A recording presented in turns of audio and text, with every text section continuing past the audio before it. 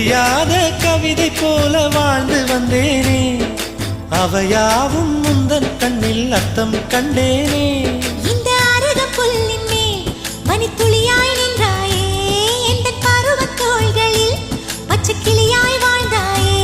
என்னை துளசி செடியாய் சுற்றி வந்தாயோ, கண்ணால் பார்த்து பார்த்து வெற்றி கண்டாயோ.